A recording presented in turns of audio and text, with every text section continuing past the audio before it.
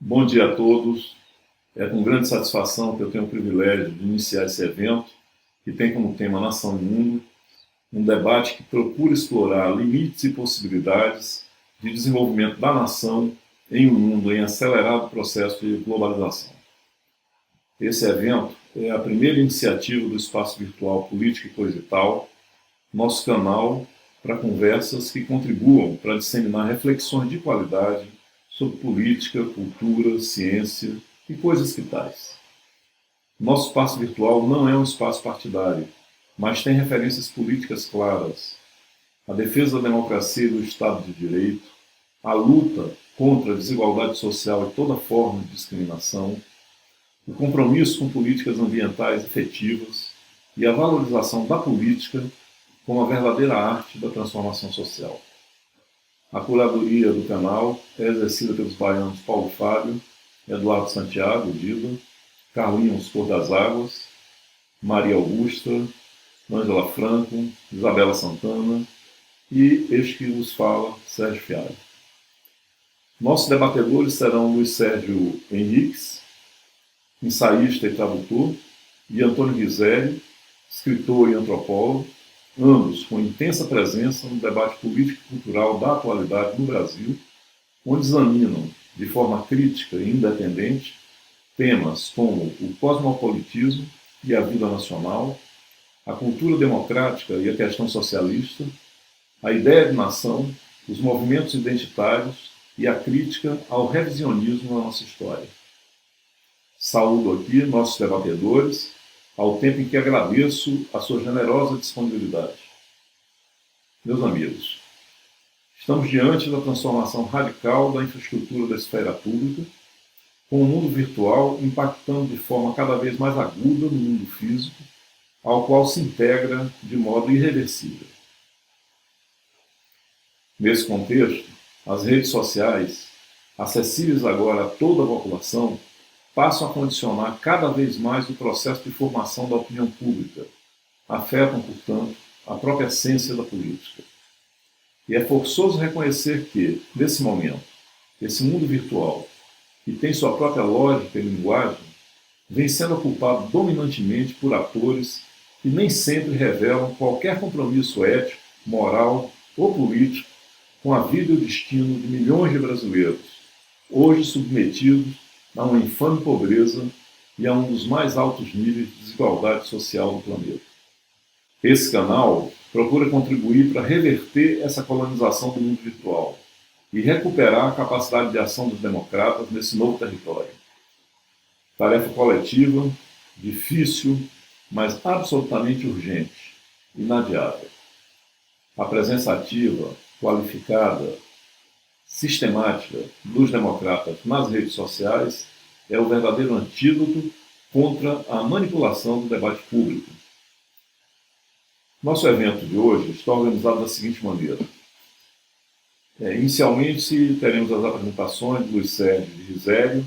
Em seguida, nossos provocadores, Dida e Carlinhos, dirigirão questões aos debatedores, que terão tempo para respondê-los.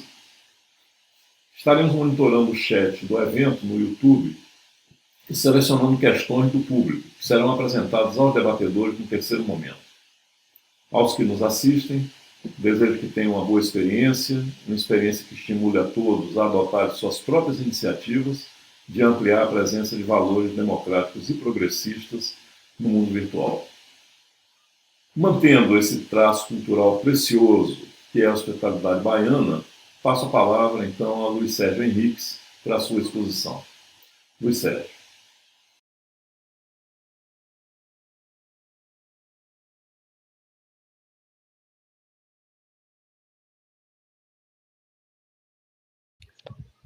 Nação e mundo é um tema vasto, é um tema simultaneamente muito amplo e muito restrito, muito rigoroso, e eu preparei alguns apontamentos, começando por uma pergunta: se essa que nós estamos vivendo agora não seria uma tragédia anunciada? De que forma? Não se pode dizer que as adversidades pelas quais estamos passando não foram, pelo menos, pressentidas.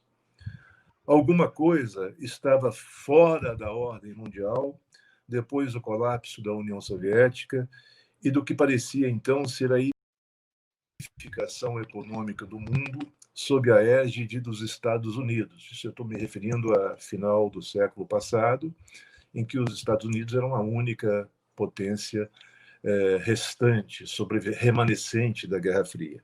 De modo alarmado, o filósofo Richard Rorty via a situação do seu país há pouco mais de 20 anos numa ótica particularmente sombria. O grande país de classe média, vencedor da Guerra Fria e então a única potência global, estava socialmente dilacerado. Havia um processo de proletarização dos setores médios e também de empobrecimento acelerado, empobrecimento relativo que fosse, mas acelerado, dos trabalhadores de colarinho azul.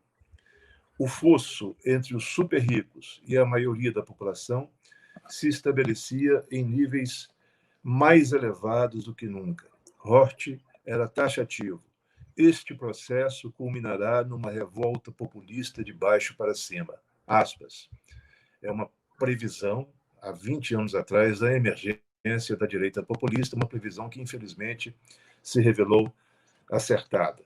Mas este processo, que culminaria numa revolta populista, esse processo já era augurado, esperado, desejado por uma nova e agressiva direita já em ascensão, e que era ainda pior do que aquela que o George W. Bush, o Bush Jr., o Bush Filho, significaria logo depois dessas palavras do Rorty. Como todas as previsões, a previsão de Rorty não podia dar inteiramente conta do que se evidenciaria algum tempo depois. Donald Trump, de fato, materializou ressentimentos e revoltas dos losers da globalização, entre eles os antigos trabalhadores industriais. E este era o aspecto central da indicação do filósofo, que nos leva a lembrá-lo ainda agora. Na previsão, no entanto, não estava, nem podia estar, a ascensão irresistível da China, um dos mais espetaculares acontecimentos da história econômica, que reforçaria aqueles ressentimentos e acrescentaria um elemento nacionalista essencial ao bloco de forças que levaria Trump ao poder.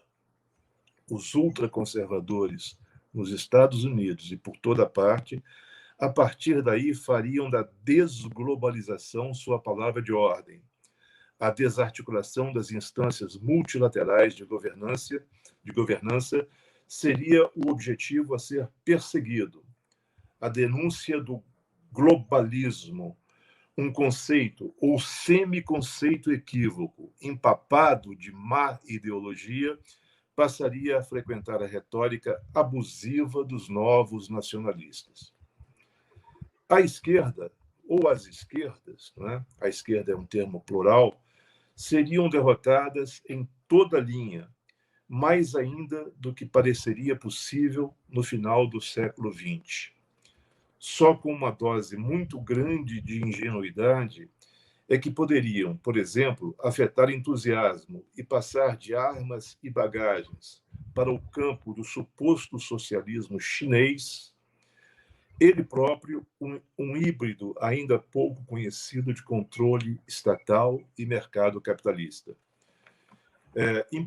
Nós da esquerda fomos muito acostumados a esta ideia de campo, né? O país em que se realiza, o campo em que se realiza as nossas ideias.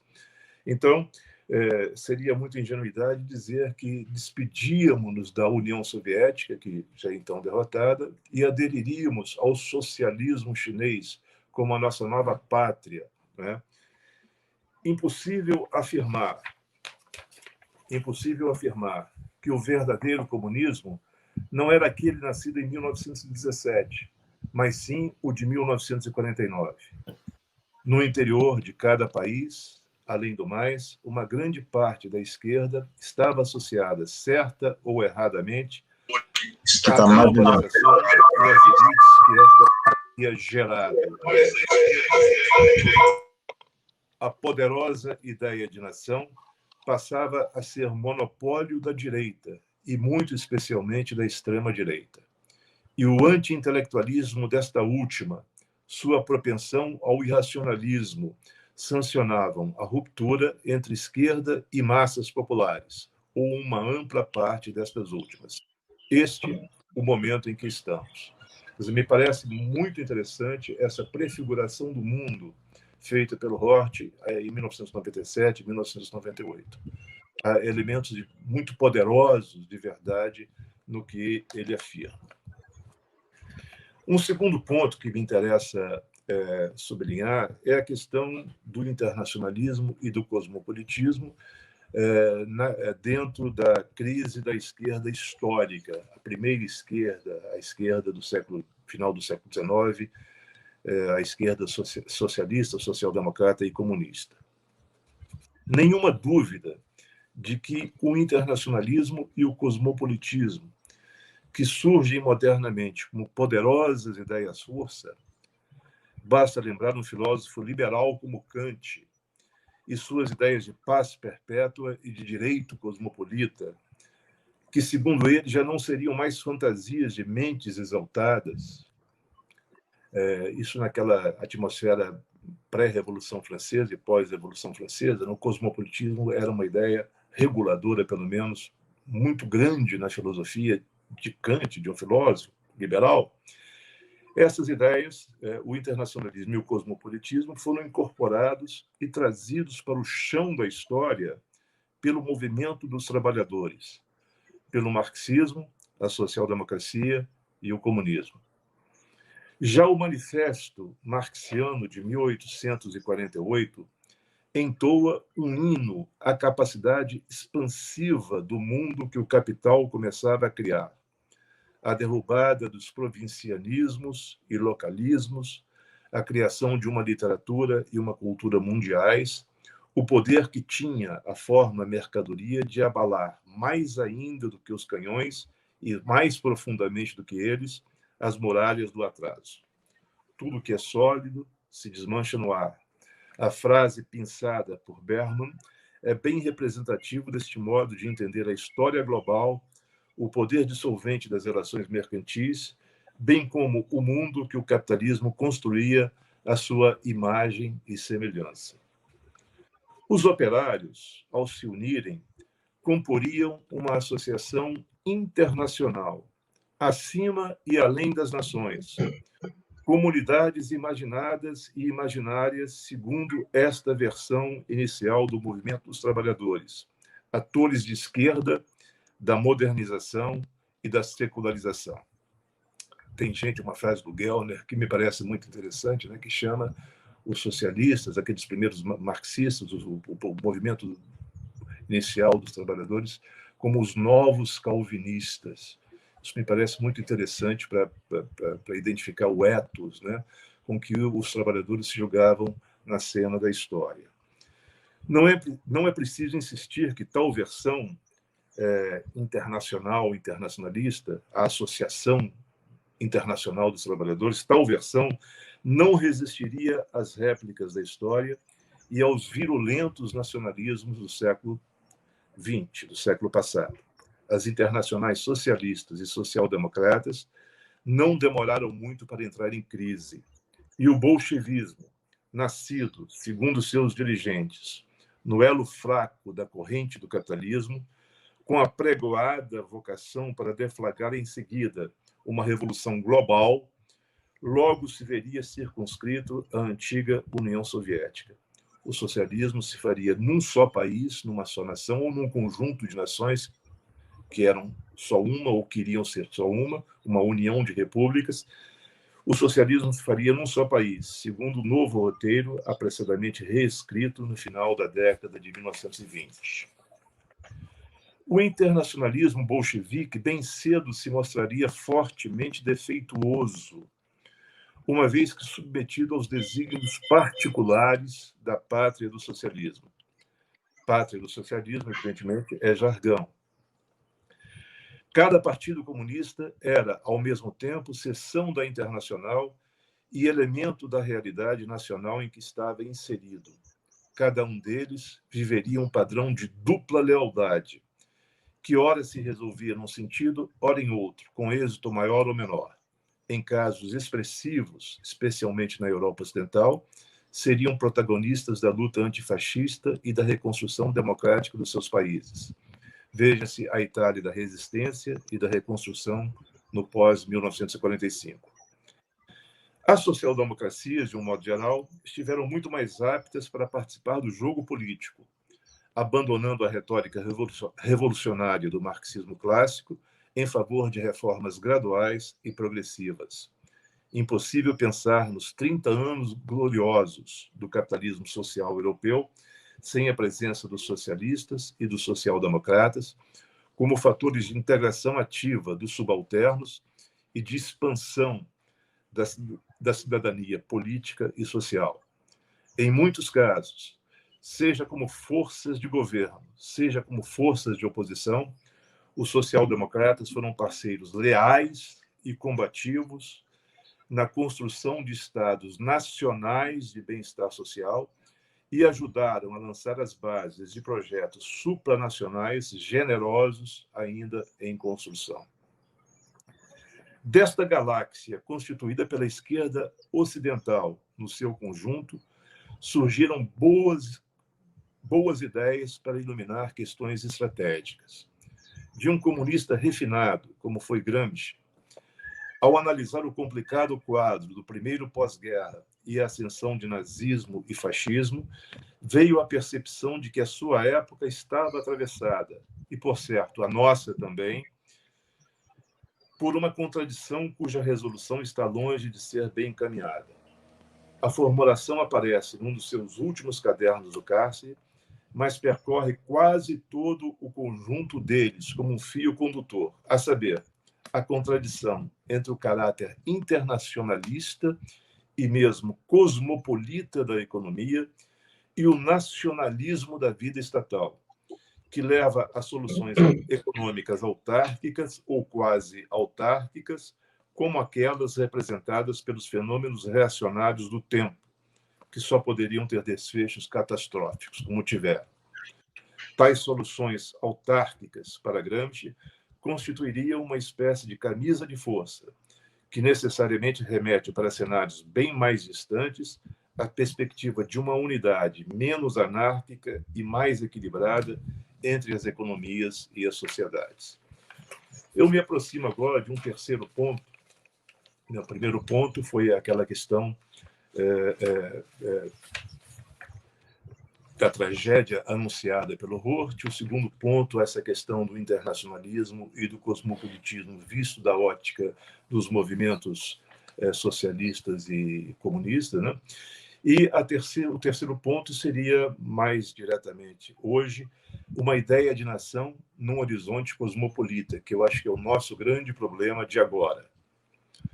O reformismo das sociais-democracias claramente não pode ser reproposto num horizonte nacional, se é que um dia isso foi plenamente possível. Aí é aquela questão da impossibilidade hoje de keynesianismos nacionais, é uma questão muito debatida e praticamente já assentada.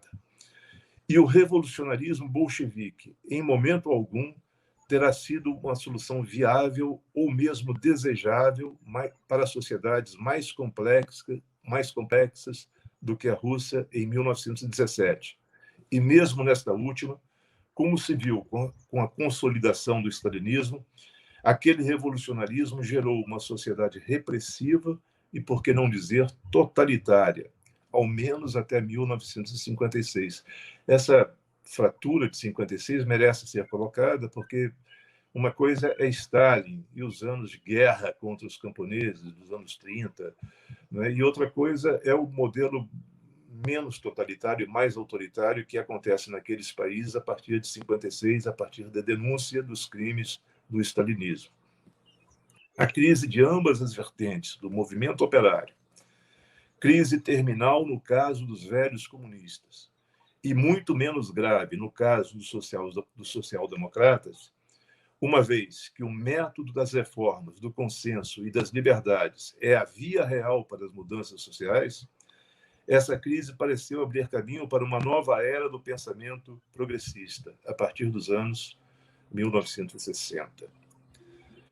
A dissolução da classe universal da esquerda histórica, a esta dissolução, correspondeu à emergência de uma esquerda cultural, para usar novamente a expressão de Richard Rorty, com que iniciamos a nossa exposição.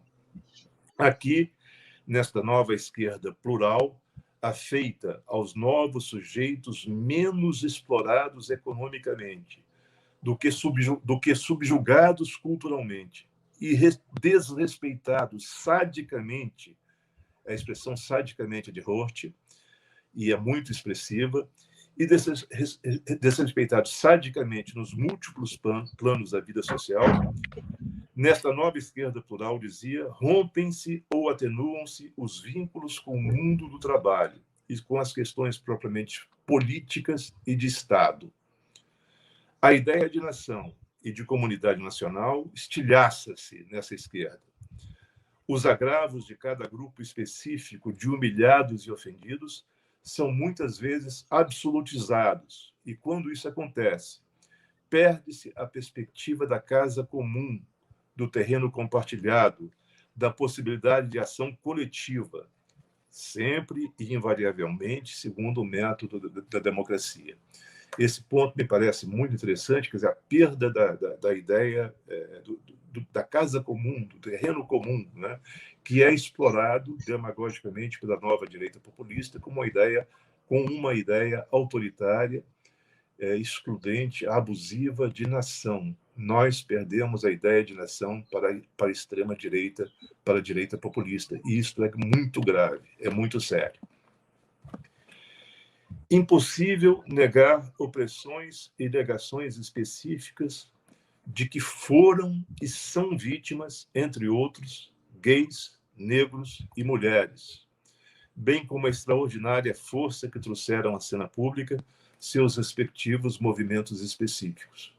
Essa coisa tem que ser bastante clara, porque é interessante como mudanças essenciais, mudanças que são necessárias, elas acontecem mesmo à revelia de atores que nós consideramos absurdamente reacionários. Basta lembrar, por exemplo, que essas lives do presidente Bolsonaro, que são absolutamente patéticas do ponto de vista ético, do ponto de vista estético, elas têm do lado um intérprete de Libras, portanto, de uma minoria discriminada, uma extensa minoria de 10, 15 milhões de pessoas que são deficientes auditivos, e que, se não fosse essa luta de setores humilhados e ofendidos, no caso, os deficientes auditivos, né? Se não fosse essa luta específica, particular, singular, não haveria, né, essa manifestação do politicamente correto em plena live de Bolsonaro, que não deixa de ser uma coisa muito interessante e muito curiosa.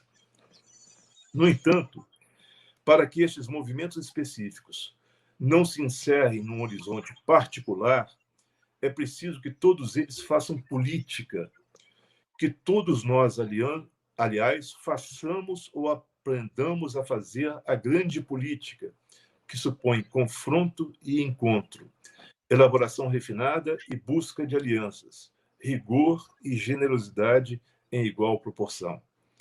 O avanço cultural e civilizacional que cada um destes movimentos traz consigo não pode se rebaixar ao nível das malfadadas guerras culturais, programadas para dividir, semear o ódio e a incompreensão. A ação de cada um dos múltiplos sujeitos da esquerda cultural simplesmente não deve estar à margem da política do Estado e do sistema de mediações que essas instâncias requerem. Sua contribuição terá um significado ao mesmo tempo político e, digamos, filosófico. É complicado ligar política e filosofia de uma forma direta, imediata, mas podemos fazer alguma ligação menos imediata, mais mediada. A contribuição destes movimentos, politicamente, será um fator precioso para reconstruir a ideia de nação, da qual é sempre preciso partir, mesmo que o horizonte seja, em última análise, cosmopolita, pois habitamos a cidade dos homens e das mulheres, e a unidade do gênero humano é um dado da realidade que se afirma sempre mais, tenhamos ou não consciência, gostemos ou não. Filosoficamente, a contribuição de todos eles numa obra comum será como que o conteúdo de uma universalidade historicamente concreta, que outros sujeitos do passado não souberam ou não puderam garantir. Então, esse é o eixo do que eu gostaria de trazer aqui para o nosso debate. Quer dizer, eu não desvalorizo a esquerda policultural, multicultural, a segunda esquerda, a esquerda que vem em substituição à universalidade daquela primeira esquerda, a esquerda histórica, e algum tipo de síntese tem que haver, porque deixada a si mesma, ela termina por sempre com muito heroísmo, sempre com muita combatividade, ela termina por se mostrar subalterna ao pior tipo de identitarismo que existe, que é o identitarismo dos setores hoje representados pela direita populista. Muito obrigado e vamos ao debate, né? Até mais, até já. Obrigado, Luiz, pela sua exposição, que certamente levanta um conjunto de aspectos para que a gente possa aprofundar aqui no debate. E sem mais, dando sequência à nossa exposição, apresentação, eu passo a palavra a Antônio Rizeli. Tem diversas coisas que eu discutiria aí na exposição do Luiz Sérgio, mas vamos deixar isso rolar ao longo do debate. Eu queria, na verdade, inicialmente, fazer uma coisa mais panorâmica, talvez um pouco anterior a esse debate mais atual. Falar mais sobre a coisa da nação. O primeiro ponto que chamar a atenção é que nas línguas neolatinas, como o português, nação é uma palavra vernácula, ao tempo em que obviamente, um empréstimo linguístico nosso a idiomas como o alemão, inglês, sueco, etc. Então, vou começar por aqui. Latim. Natio nationis. Eu não sei como se pronuncia isso no latim restaurado. É natio nationis. Nascer, nação. As palavras pertencem ao mesmo campo semântico. Etimologicamente, nação vem de nascer. Na verdade, elas eram uma só palavra, cujo sentido original, no sermo vulgaris, na língua latina rústica, como se dizia, designava uma ninhada de um animal. Daí é que a palavra se projeta para designar um conjunto de indivíduos nascido num determinado lugar. É a ninhada humana. Aqui a gente tem uma delimitação e tem um risco. A delimitação é clara, nação é o lugar onde eu nasci. O risco é que, às vezes, a gente tende a naturalizar a nação, como se a nação não se descolasse nunca do barro, da terra em que ela brotou. E, no entanto, a nação não pertence à ordem das criações orgânicas, das coisas bióticas. A nação é um produto histórico. Otto Bauer já acentuava isso. Ele dizia a nação não é um parto de ventre orgânico, é parto de uma praxis histórica. Agora, algumas coisas a gente sabe muito bem que significam, mas a gente não sabe falar direito sobre elas. Nação é uma dessas coisas. Eu me lembro uma vez, num voo de Salvador para São Paulo, uma criança na janela do avião, de repente ela fala, exclamou mesmo, mamãe, uma cidade. Quer dizer, tudo bem, uma cidade. Qualquer criança sabe reconhecer uma cidade. Agora, o que é mesmo uma cidade? Assim como é difícil definir sinteticamente uma cidade, a cidade, é muito difícil encontrar uma definição para a nação. Tem uma observação muito conhecida do Beij-Roth, que era um dos gurus do Joaquim Nabuco. Beij-Roth dizia assim: nós sabemos muito bem o que é uma nação, desde que ninguém nos pergunte o que ela é. E é perfeito isso. Nação, como conceito de povo, o conceito de nação é um dos mais ambíguos e nebulosos do léxico político. Daí, talvez, a sua força, o seu apelo, a sua eficácia mobilizadora. É um termo muito ambíguo, muito nebuloso. Eu acho que a dificuldade central na definição do que é uma nação, em comparação com a presteza e com a precisão com que a gente define o que é Estado, é que o conceito de Estado ele é tecnopolítico. O conceito de nação é cultural. Daí a dificuldade de chegar a um ponto preciso de definição. Luiz Sérgio citou, além do Hort, ele citou uma hora, ele citou o antropólogo tcheco, o Ernest Gellner. Gellner escreveu um livro, aliás, chamado Nações e Nacionalismo. Ele diz que provavelmente é impossível chegar a uma definição universalmente unânime do que é nação. A gente não vai chegar a isso.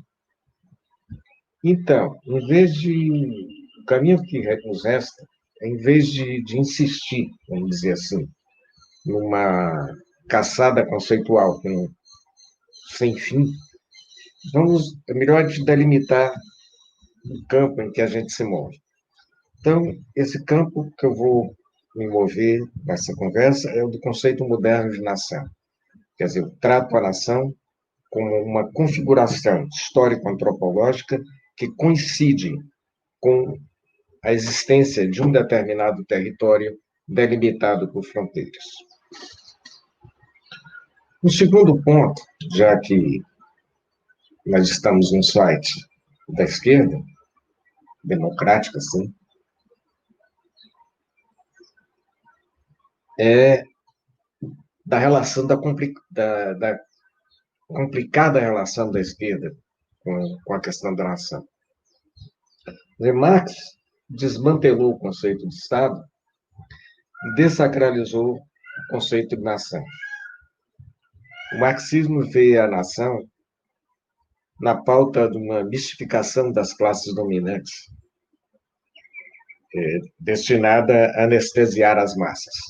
Como as construções religiosas, a nação seria vamos dizer, uma superstição ideológica, além de ser uma pedra no caminho da realização da fraternidade comunista universal.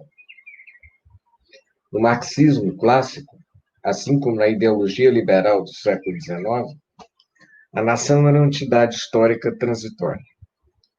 Se a gente pega o texto de Stalin, por exemplo, o Marxismo e a Questão Nacional, ele trata a nação como uma afirmação vitoriosa do capitalismo hitocentista, que ele chama de capitalismo ascensional, avançando vitoriosamente sobre as fragmentações feudais. Mas isso está destinado a desaparecer. E a nação é vista, no pensamento de Stalin, se é que foi ele que escreveu os textos, que a maioria dos textos dele foram escritos por outros intelectuais, por intelectuais, até como Mikhail Bakhtin, que escreveu o livro dele sobre linguagem. Stalin fala como, em substância, o movimento nacional é um movimento burguês. A nação, ela mascara a luta de classes, ela mascara esse antagonismo, que é fundamental no pensamento marxista.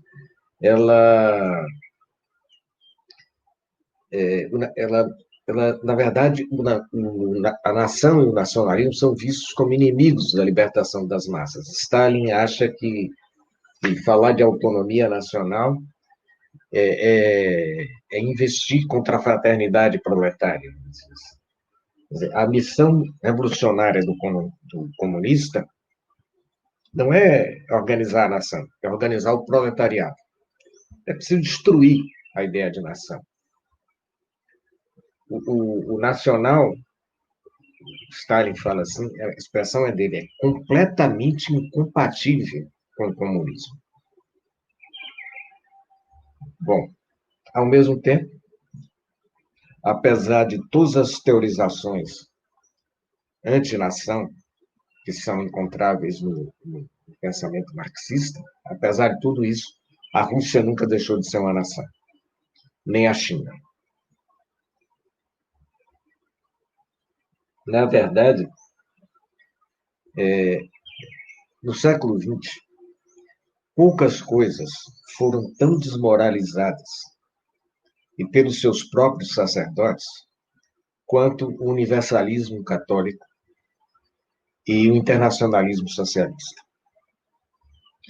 No caso do universalismo católico, eu não me lembro bem se eu li isso algum ensaio ou se eu vi um documentário na televisão, mas sacerdotes da Igreja Católica, que seria supostamente universal, na Segunda Guerra Mundial, abençoando soldados e armas que iam para o campo de batalha com a missão de fuzilar seus irmãos humanos, muitas vezes católicos.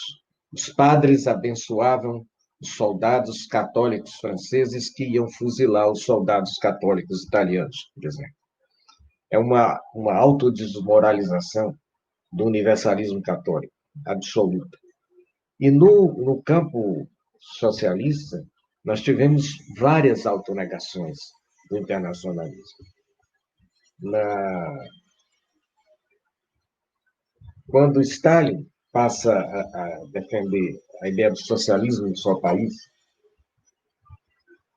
ele abre a porta para a entrada pesada do nacionalismo no campo socialista.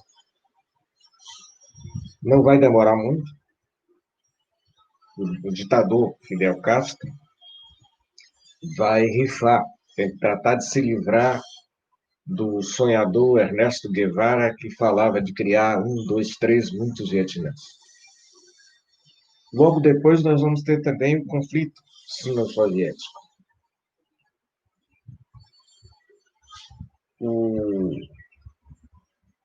Em seguida, uma coisa que, para a minha juventude, a gente tinha uma adoração por aquela coisa do Vietnã, a guerra do Vietnã contra os Estados Unidos, a reverência que nós tínhamos a Ho Chi Minh, ao general Giap, e que derrotaram os franceses em Dien Bien Phu e depois na ofensiva do Tet derrotaram os Estados Unidos.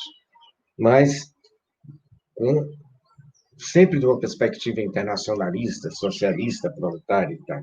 No entanto, nós logo vamos ter a guerra entre a China e o Vietnã. Primeiro, o Vietnã invadiu Camboja para derrubar o Khmer Vermelho. Gente com que morta e tal.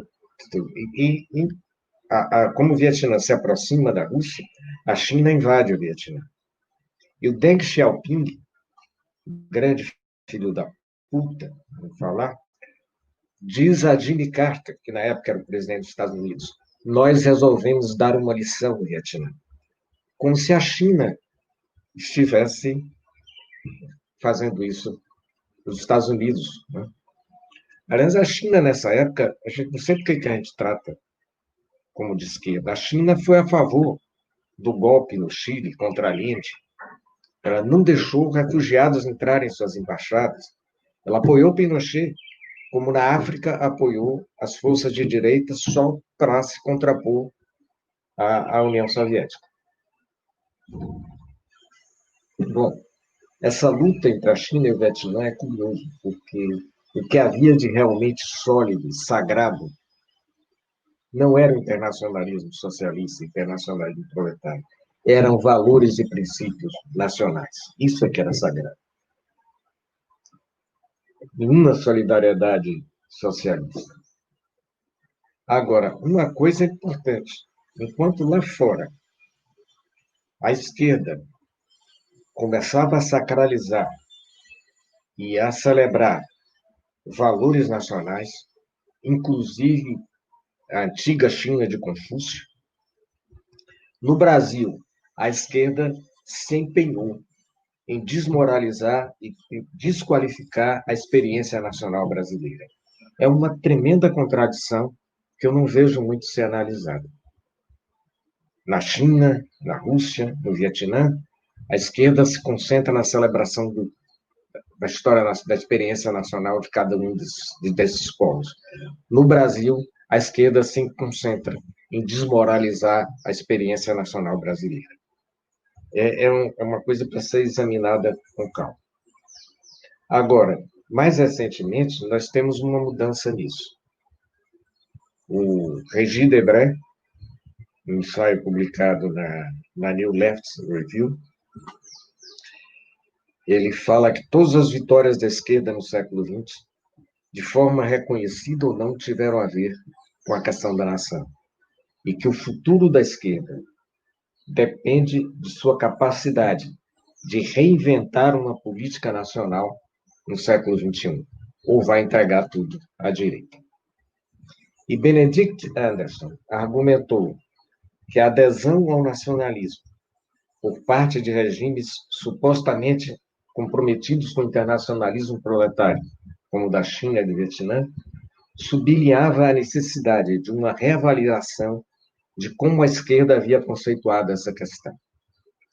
Quer dizer, depois da negação prática do stalinismo como uma coisa do socialismo só o país, da concentração da China em si mesma e do Vietnã, vem também o descolamento teórico com relação ao internacionalismo comunista e ao princípio da solidariedade internacional do proletariado. Debray e Benedict Anderson falam da necessidade de recolocar a reflexão sobre a nação no lugar central no campo do pensamento marxista. Bom, eu estou, na verdade, viajando em volta do que o Luiz Sérgio falou. Depois a gente conversa mais objetivamente. Uma última coisa, mais um ponto que eu queria lembrar, é que marxismo e o positivismo foram, talvez, das coisas mais influentes no ambiente político-intelectual brasileiro. E nós vamos encontrar, tanto no marxismo quanto no positivismo, a mesma atitude antinacional. No marxismo e no positivismo de Comte, a nação é como se fosse um trambolho que a gente tem que se livrar, que despachar para longe do nosso universo mental, intelectual. Marx, no Manifesto do Partido Comunista, ele fala que todas as culturas regionais e tal, vai surgir uma cultura universal. Ele transfere até para o campo da cultura a internacionalização das relações econômicas que estavam acontecendo. Kant, da mesma forma, ele vai falar também de uma unificação social e espiritual da humanidade. No entanto, foram artistas intelectuais marxistas, ou que se diziam marxistas, que mais ferrenhamente defenderam no Brasil o nacionalismo cultural. Da mesma forma, um positivista ortodoxo, como o general Cândido Mariano Rondon, que teve um desempenho formidável no processo de construção nacional do Brasil. Inclusive, os positivistas brasileiros cultuavam José Bonifácio no panteão dos seus santos, naquela religião positivista. E Bonifácio era santo porque era fundador da nação. Bom, então esses fatos, o fato de o marxismo e de o positivismo tentarem liquidar o mito, vamos dizer assim, ideológico da nação. Os kantianos achavam que era inevitável, que a humanidade seria pacifista e não precisa ter fronteira nem exército. O fato deles terem combatido a ideia de nação e de terem, ao mesmo tempo, feito parte central de construções nacionais, me leva a perguntar ou a pensar o seguinte, que uma tomada de posição de princípio internacionalista não exclui um compromisso nacional profundo, genuíno, forte. Eu vejo isso se expressando e, de certa forma, se resolvendo no campo da cultura. Oswaldo de Andrade representou isso. Quando Oswaldo lança o Manifesto da Antropofagia, a antropofagia quer assimilar toda a informação de ponta que existe no planeta, mas com um objetivo, com a ambição de devolver ao planeta uma arte original brasileira. Então, a antropofagia oswaldiana é um momento de uma convergência do internacionalismo com a afirmação estética nacional. Eu acho que a gente pode dizer a mesma coisa a respeito da poesia concreta, foi o mais internacionalista de nossos movimentos poéticos, e da Tropicália, liderada por Caetano Veloso na década de 1960. Não por acaso, Caetano falava que a Tropicália era um neoantropofagismo. Ele remetia diretamente ao Oswaldo, o que ele estava fazendo. E é isso mesmo, a Tropicália estava lá, de coração aberto, recebendo a vanguarda erudita internacional, a música de Karlheinz Stockhausen, assim como recebendo o ecletismo cultural dos Beatles, mas com a ambição última de uma criação estética original brasileira. Então, de novo, essas duas coisas elas convergem. Agora, o filósofo alemão Max Benz chegou a dizer que essa postura antropofágica era o que havia de melhor na inteligência brasileira. Ele chega a falar uma coisa curiosa no livro dele, Pequena Estética. Ele diz que a consciência brasileira é uma consciência espermática. Os feministas não vão gostar muito, mas é uma consciência espermática no sentido de que é uma consciência predisposta e voltada para aproximações, contatos, penetrações, fecundações. Ele dá isso como o mel do melhor da inteligência brasileira.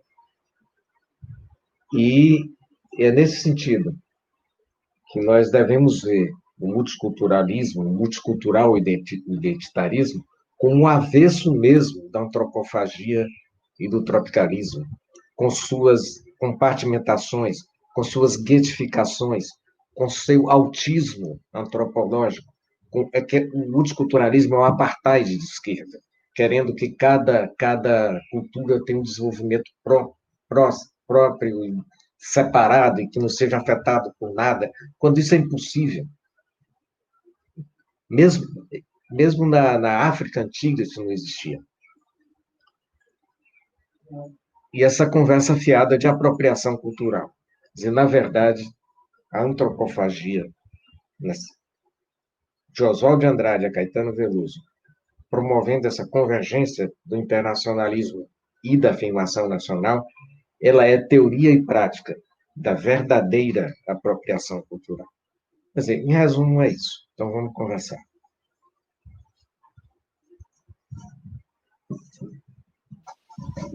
Obrigado, Risério.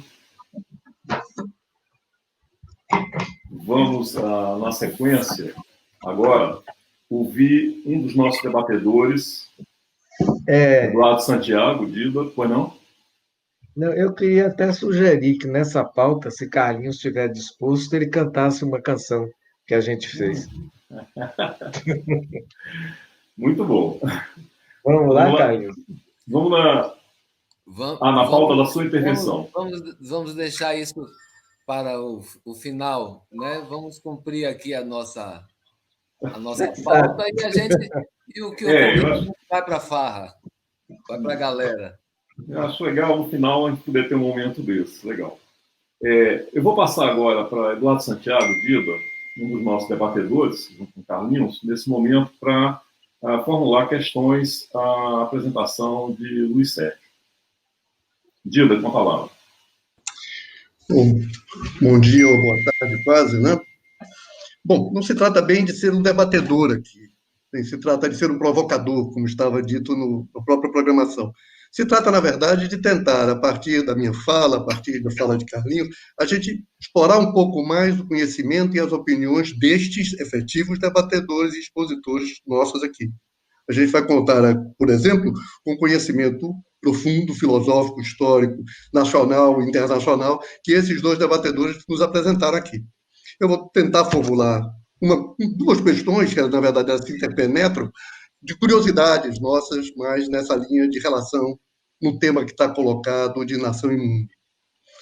Luiz Sérgio tem falado muito, tem se preocupado e discutido muito em seus artigos essa questão de uma grande contradição, das maiores contradições, como ele mesmo diz, do nosso tempo, que é essa internacionalização crescente da economia e, ao mesmo tempo, o que ele chama de as limitações na regulação política dos impactos desta internacionalização. Na verdade, as dificuldades desta regulação expressam problemas na relação entre Estado-nação e instituições multilaterais, entre nação e mundo, que é o nosso tema daqui hoje.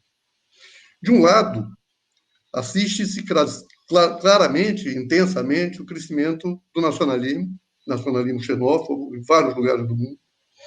Assiste-se também um processo de ameaças constantes às instituições multilaterais. O principal país do mundo, em termos de economia ainda, os Estados Unidos, ameaçam permanentemente ou retirar recursos de instituições multilaterais, esvaziar essas instituições, desacreditar essas instituições. De outro lado, assistimos movimentos, ações e sinais, vamos chamar de sinais, que apontam um outro sentido. Em julho, recentemente, nós tivemos um acordo na União Europeia, na pandemia, com um aporte substancial de recursos que, inclusive, facilitarão a vida dos países mais pobres deste território, deste mundo, deste continente. Ao mesmo tempo, recentissimamente, há 2 dias atrás, vimos a premiação com o Nobel da Paz do Programa Mundial de Alimentos, uma instituição multilateral vinculada, portanto, à ONU. Por certo, há reais dificuldades nessas relações entre instituições multilaterais e Estados-nações. Mas é preciso destacar que muitas dessas dificuldades estão relacionadas a decisões concentradas no âmbito multilateral, esvaziando ou retirando o poder da decisão no plano nacional. Eu estou me valendo aqui, na verdade, do livro do Yascha Mounk, O Povo contra a Democracia, onde ele faz uma série de referências a essas perdas, digamos, de autonomia ou perda de capacidade de decidir do Estado-nação. Há um momento em que ele diz, mas, por mais que sejam válidas as razões para a multiplicação dos tratados e organizações internacionais, e ele é um defensor disso, fortemente, seria desonesto fingir que não impactam a natureza da política doméstica dos países. Em cima disso, dessa relação, ou dessa complicação na relação, que eu quero fazer essa pergunta mais geral, que, aliás, é uma pergunta muito produzida por Paulo, na verdade, o Fábio, e uma complementação minha, mais especificamente, digamos, voltada para a discussão da questão da Europa.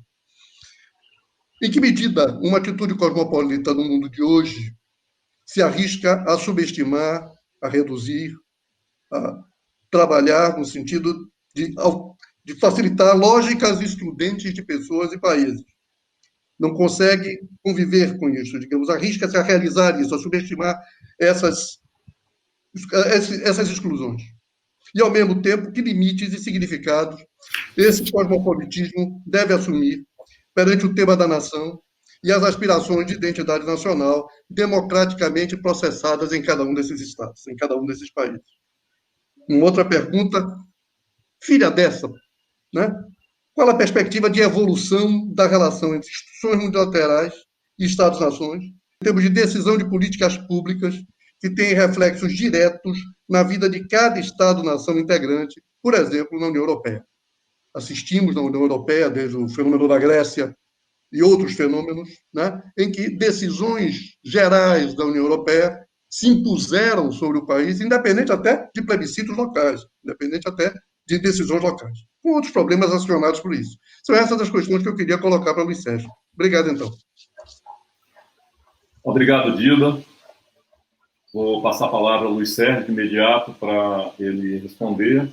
Teremos aí em torno de 20 minutos, mas fique à vontade, há uma flexibilidade para isso.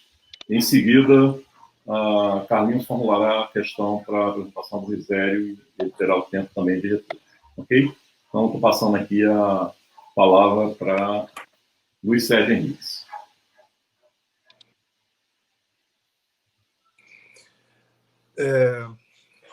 Obrigado, Dida, pela pergunta, né, pela preocupação. Essa preocupação que você expressa é a de todos nós, né? São perguntas que estão aí vivas, candentes, né? A relação entre uma grande parte das coisas que parece escapar às decisões nacionais e, ao mesmo tempo, uma resiliência, uma resistência dos Estados nacionais. Isso aí se reflete de variadas maneiras. Por exemplo, do ponto de vista da direita, eles têm uma resposta. A resposta é a mais primitiva possível. O Estado Nacional volta a ser a grande preocupação de Trump, de Erdogan, de Viktor Orbán, do brasileiro, do nosso Jair Bolsonaro, pelo menos retoricamente, e a dimensão multilateral é esvaziada ou reduzida à mínima proporção. Do ponto de vista da esquerda, há uma tendência chamada soberanista, que significa também um recuo para as fronteiras nacionais, porque seriam as únicas ao alcance dos movimentos sociais e as únicas que realmente protegeriam os de baixo. Eu acho que nós estamos aí que caminhar por cima de um fio muito perigoso, muito instável, mas que simultaneamente significa responder às questões nacionais de integração e, ao mesmo tempo, participar do jogo global, né, onde estão as questões econômicas essenciais. O Estado tem se mostrado muito resiliente, muito capaz de se colocar no jogo, e isso é um ponto importante. Nós não podemos... votaremos aqui há alguns poucos dias, né? E o nosso âmbito ainda é o âmbito brasileiro, nem de longe o Mercosul tem a importância que tem a União Europeia, por exemplo, que é o projeto de integração mais avançado e mais significativo do nosso tempo. Mesmo a NAFTA, o seu sucedâneo, né, tem uma vocação economicista muito grande e nem de longe tem a dimensão política que tem a União Europeia, o que ela procura ter. Portanto, nós não podemos, nós temos sempre que pensar as questões de nação-estado numa perspectiva nacional. Saímos daqui, da nação, o horizonte é internacional, mas o ponto de partida é nacional e também o ponto de chegada. Muito bem. No caso da Europa, né, da União Europeia, eu chamo a atenção para o seguinte fato. Nós temos lá grandes dirigentes políticos, os dirigentes políticos que restaram nesse mundo complicado em que nós vivemos estão lá. Então, Merkel, e Macron, mas principalmente Merkel, que é uma grande referência histórica hoje, uma democrata cristã, uma conservadora, mas que tem uma aguda percepção de que ela tem problemas, de que ela tem atores que jogam na fragmentação da União Europeia. Esses atores são muito poderosos, eles são, ora, os Estados Unidos de Trump, ora, a Rússia de Putin, né? Então, a Merkel, diferentemente do que ela fez há alguns anos atrás, há 10 anos atrás, por ocasião da crise grega, em que ela impôs políticas de restrição, de restrições políticas de austeridade, que causaram sofrimento aos PIGs, né? Portugal, Irlanda, Espanha e Grécia, né? Hoje, a liderança de Merkel está muito mais preocupada em dirigir um processo unitário e de garantir recursos, né, para a recuperação econômica e o equilíbrio social europeu. Eu vejo isso com muita esperança, porque pode ser um caminho para nós também, um caminho para nós aqui no nosso Mercosul, um caminho para uma inserção de tipo diferente do Brasil na sua realidade regional, na sua realidade local. Então, eu não quero reduzir tudo a um jargão, mas a ideia de que nação e supranação, não é? Estado nacional reformulado, modificado, resiliente e instituições multilaterais. Isso é uma contradição que pode ser muito produtiva, né? Pode ser muito significativa, pode ser muito boa, pode ser algo a ser explorado, inclusive por nós brasileiros e inclusive no nosso entorno mais próximo. Hoje, eu acho que nós nunca estivemos tão baixo, né? Essa briga com a Argentina, independentemente da Argentina ter um governo complicado, que são governos de tipo peronista, mas essa briga com a Argentina, muitas vezes instrumentalizada, ela pode significar coisas muito graves, muito tristes para nós que caminhamos aí durante 30, 40 anos em termos de Mercosul, de integração regional, que é o nosso espaço mais imediato. Odida, eu não sei se eu respondi ao que você perguntou diretamente, mas eu prefiro que o debate, então, continue, né, sublinhando sempre que, diante de uma contradição, nós podemos deixar que ela nos engula ou podemos elaborá-la e transformá-la num caminho para soluções criativas. Nós, hoje, estamos muito longe disso, mas nada impede, né, que estejamos atentos a boas soluções, a soluções positivas, como aquelas que a Merkel representa, o próprio Macron, quer dizer, a própria consciência que a Alemanha e a França vem tendo nesse momento, de que um projeto tão generoso de unificação está sob ataque, não é? Sob ataque concentrado, ataque pertinaz, ataque obstinado, e que ela merece ser protegida, merece ser reforçada.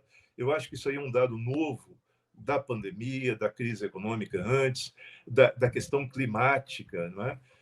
Dessa questão nós não sairemos sem entendimentos supranacionais que não significam, de modo algum, renúncia à soberania, perdas territoriais, guerras territoriais. Então, há algum tipo de coisa nova no mundo que Merkel e Macron representam, mesmo que, no caso de Merkel, ela esteja, de certa forma, no final de carreira, mas há uma consciência nova de que a unidade daqueles países é algo que a União Europeia é algo a ser preservado, tem inimigos poderosos, e alguma parte dessa confusão pode ser superada com uma derrota que a gente espera seja fragorosa, esperamos isso, de Trump, que é realmente uma figura nociva no plano internacional, ao destruir o multilateralismo, ao tentar impor soluções unilaterais, ao fazer com que a América do Norte, os Estados Unidos, regridam para uma fase corporativa,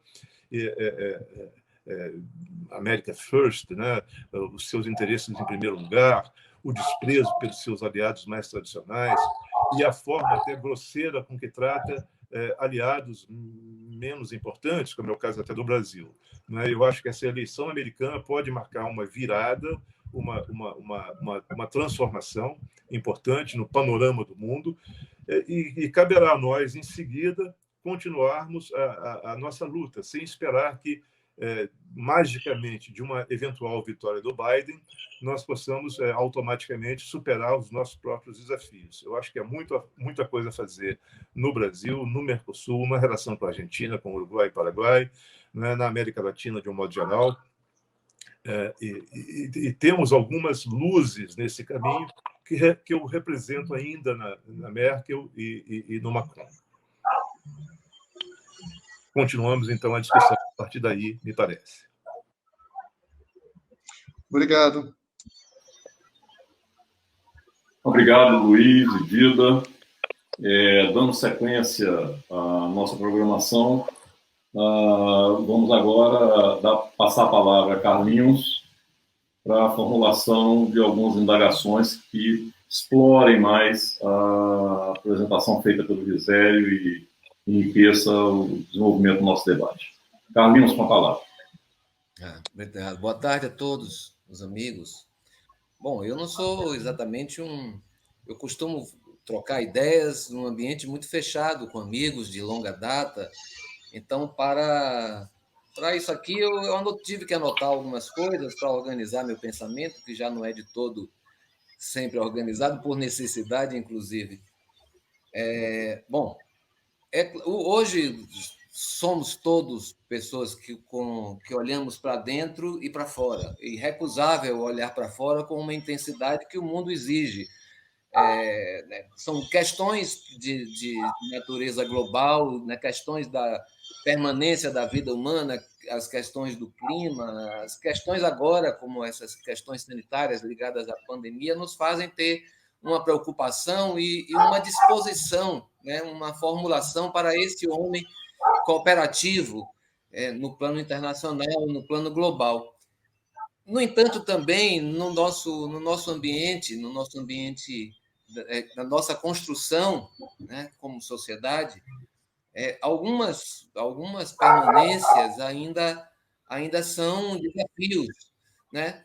Eu lendo especialmente algumas coisas de Risério, li uma entrevista que me chamou a atenção, porque temos um debate recentemente um debate muito apaixonado sobre determinadas questões. Luiz Sérgio tocou rapidamente em torno delas, mas é sobre a desigualdade, né? A desigualdade no Brasil. Tenho visto também manifestações de Armínio Fraga que afirmando ele que a desigualdade é talvez o desafio. E olha que Armínio Fraga é um economista vindo do mundo ligado ao mercado, ligado ao mundo das finanças.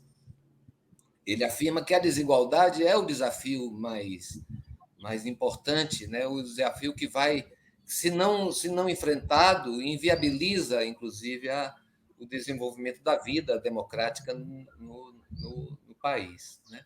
Risério, numa entrevista na Fundação Maurício Grabois, uma revista publicada lá, na Fundação Maurício Grabois, que é do PCdoB, perguntado sobre essas desigualdades e particularidades na nossa desigualdade, e relacionando isso com o nosso processo de vida, de escravização muito longo, né? Risério responde que, sim, ali ele enxerga um impacto diferenciado das desigualdades nas populações que ele chama de mestiças, nas populações, digamos, que tem esse impacto diferenciado e que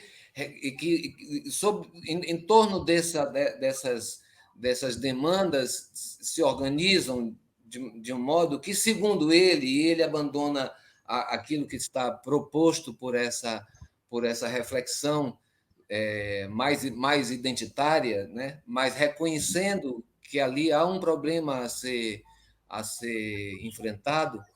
Ele constrói uma coisa que me parece muito interessante, e é isso que eu gostaria que que ele enfrentasse agora, junto conosco no nosso debate, que era pensar essa questão por nossa própria conta, né?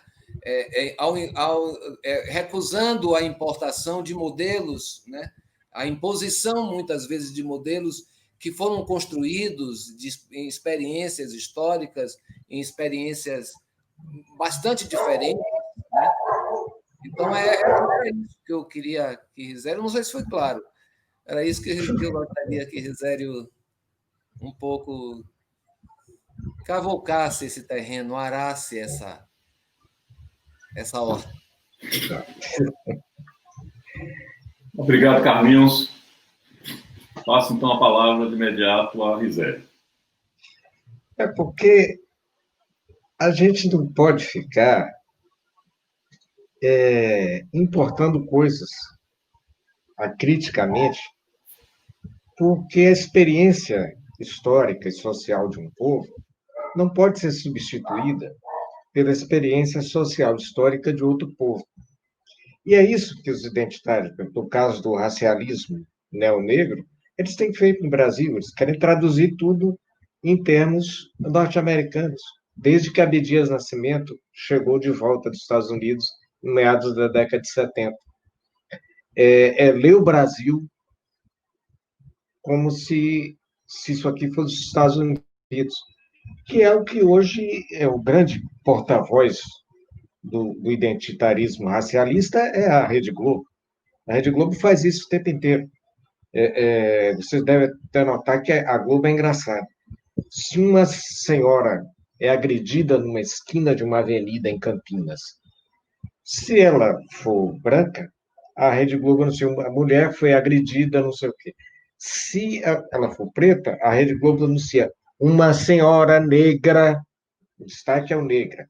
Agora, negro na Rede Globo só aparece se ele for vítima, nunca se ele for agressor.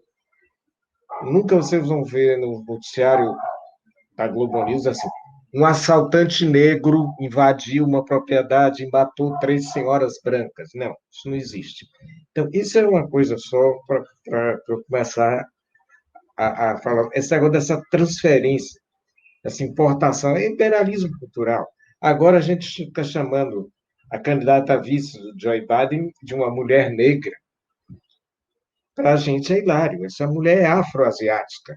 É que nos Estados Unidos, você joga fora, você amputa patologicamente todos os seus ancestrais que não são negros, desde que você tenha um só deles que seja negro. Você substitui a realidade das misturas biológicas por uma fantasia racista criada pelos senhores escravistas do Sul e depois incorporada pelos movimentos, desde movimentos negros americanos, desde o início, passando por Martinho Lutero King, esse é o nome dele, Martin Luther, em inglês é Martin Lutero King, que era um pastor evangélico, até chegar aos dias de hoje. Essas coisas não podem ser confundidas. Nós temos que pensar a partir de nós pelo seguinte: quando eu falo religião negra nos Estados Unidos, eu estou me referindo a uma variante preta do protestantismo branco. Por quê? Porque não existem deuses africanos nos Estados Unidos. Orixás, voduns, inquices foram banidos dos Estados Unidos. Tanto que quando os pretos norte-americanos quiseram assumir uma religião que não fosse a cristã, como Malcolm X, como Muhammad Ali, que era a classe Clay, eles foram buscar a religião nos árabes. Eles não conheciam nenhuma religião africana. Foram buscar nos árabes que, historicamente, dominaram a África Negra. Dominaram e fizeram escravos, inclusive. Talvez, inclusive, a palavra mulato venha de mulad, do árabe, que é o filho de um árabe com negro. Então, os deuses africanos, se tivesse acontecido no Brasil, em Cuba e no Haiti, o que aconteceu nos Estados Unidos e na Argentina, nós não teríamos um só orixá em toda a extensão continental das Américas. As realidades são diferentes. Os brancos saxões que foram para os Estados Unidos, eles foram para instaurar uma coisa deles. Eles não tiveram nenhuma disposição para o sincretismo, para a mistura das coisas. Foi uma coisa que atravessou o Brasil de cima a baixo. Podemos achar ruim? Podemos falar, os portugueses foram promíscuos, foram complacentes, foram não sei o quê. Não interessa. Interessa que nem é dizer que a escravidão foi melhor aqui ou pior lá, não. É dizer que foram realidades histórico-sociais diversas, muito diferentes. O Brasil é um país mesclado de cima a baixo. Você vê isso de todas as formas. Vê até no fato de, enquanto brancos, não é nenhuma defesa de nada, estou dizendo, é constatação sociológica. Enquanto muitos brancos frequentam o candomblé, a menininha do Gantuá mandava suas filhas de santo para assistir missa na Igreja do Bonfim. A festa de Nanã, no Gantuá, começa no Largo de Santana, no Rio Vermelho, com a identificação de Nanã com a Senhora Santana. A realidade brasileira é completamente diferente da realidade americana, inclusive em termos práticos. Nós nunca tivemos legislação, racismo de Estado, começamos a ter racismo de Estado a partir de Sarney, que se acentuou com Fernando Henrique e se aprofundou com o PT, que são leis raciais. O Brasil passou a ter uma legislação racial, em muitos casos racista. Mas nós nunca tivemos, na nossa história, como tinha tradicionalmente nos Estados Unidos, assim, banheiro para homem branco, banheiro para mulher branca e banheiro para preto, independentemente do sexo, nos espaços públicos. Nós temos que reconhecer nossa especificidade, para bem e para o mal. O que a gente não pode fazer, que eu acho que é o equívoco, é pegar a coisa norte-americana e transplantar para cá, que é o que fazem os movimentos negros e a Rede Globo. Eu não sei se de certa forma está respondido. Vamos seguindo. Na verdade, eu queria um pouquinho que você abordasse a questão do impacto da desigualdade Sim, porque a desigualdade e a coisa da escravidão. Aí, porque na sua resposta está contido lá você diz, é por essa razão, pela incompletude da abolição pretendida pelos abolicionistas, pela ideia de Nabucco e tal, né? É essa incompletude que a abolição apresentou, né? Daria uma condição de desigualdade particular a uma parcela da população que você chama ali negro-mestiços. Sim. É isso. Então, era mais sobre essa desigualdade e como enfrentar, como seria esse pensar nosso próprio assim, em torno dessa questão. O Brasil teve uma preocupação com isso. Nabucco, André Rebouças, Luiz Gama, eles definiam muito claramente o abolicionismo. A abolição, simplesmente, como aconteceu no 13 de maio, seria só a meta de curto prazo. A meta de longo prazo, como dizia Nabucco, era apagar todos os efeitos de um regime. E isso implicava uma grande ação educacional e reforma agrária e preparar a população negra para o ingresso em uma ordem social competitiva, como diz Florestan Fernandes. Isso o movimento abolicionista tentou e não conseguiu. Nabucco atribuía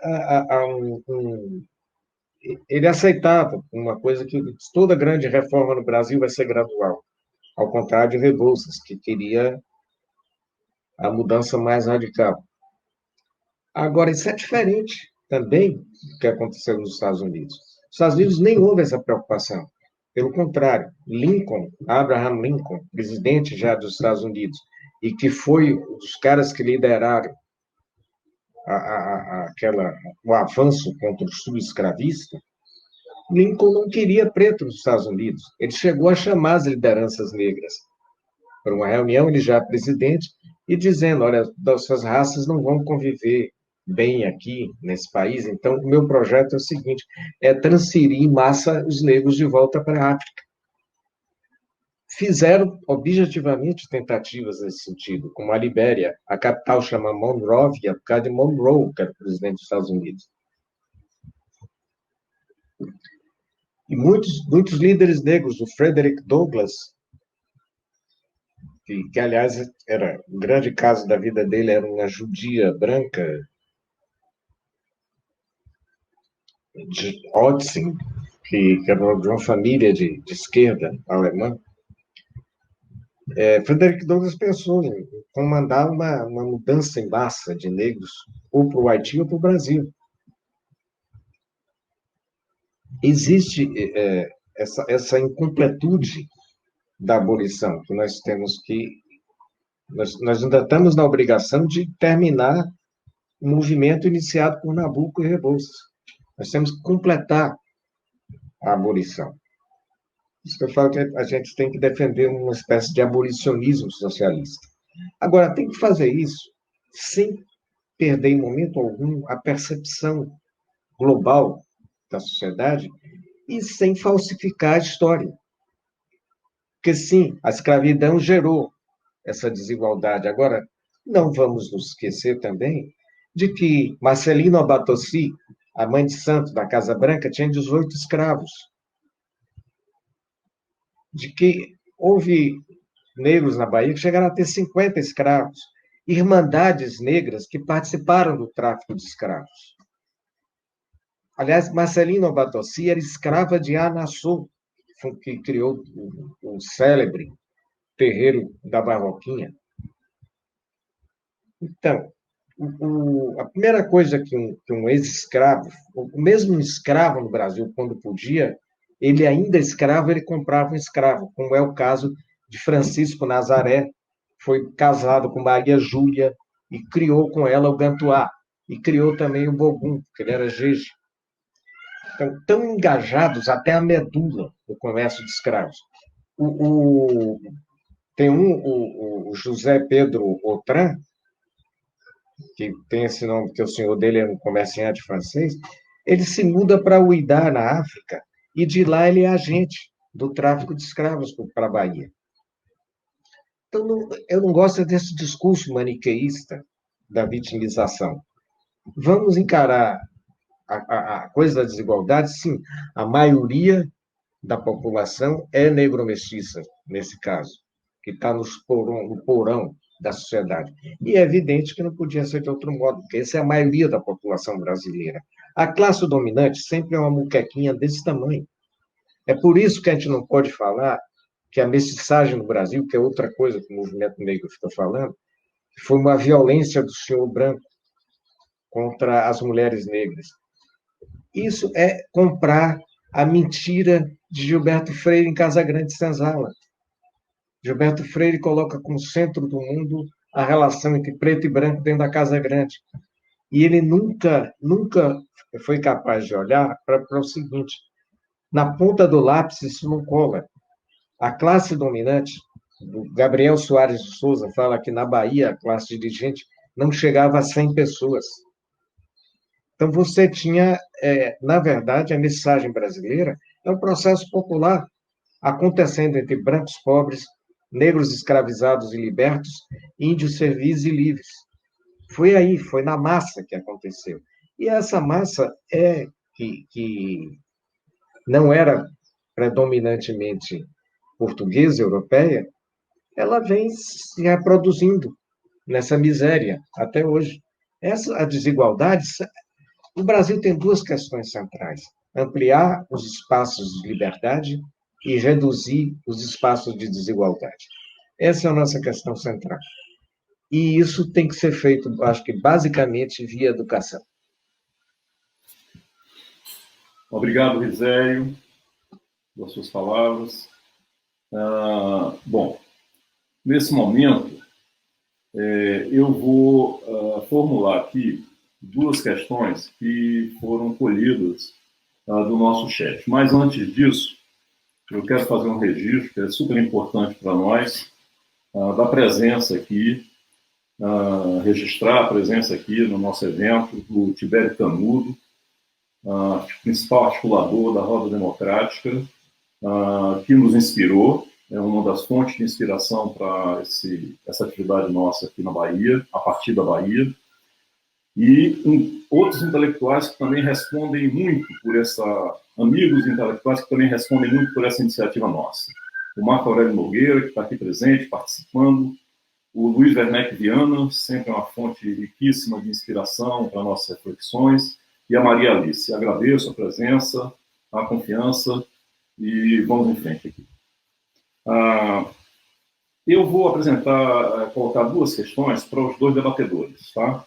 Eu vou, nesse momento agora, da terceira rodada, pedir que inicie o retorno à resposta pelo Luizélio, as considerações do Luizélio, as questões, e em seguida, Luiz Sérgio. Podem tratar das duas questões, podem escolher uma e tratar como vocês se sintam mais confortáveis para conduzir. Ok?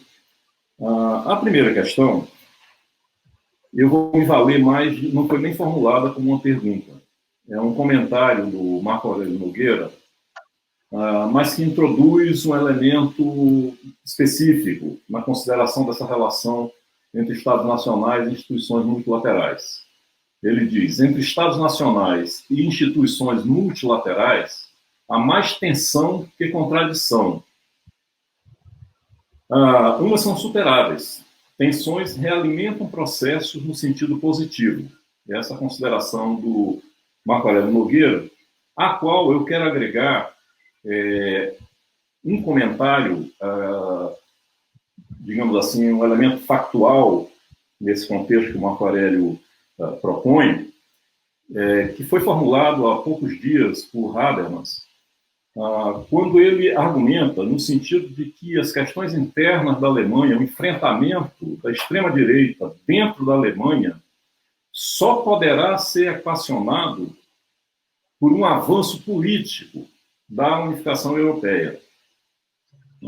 Não se trata de um desejo, de um projeto multilateral no sentido geral, se trata de uma necessidade sentida por amplas áreas da política e da economia alemã.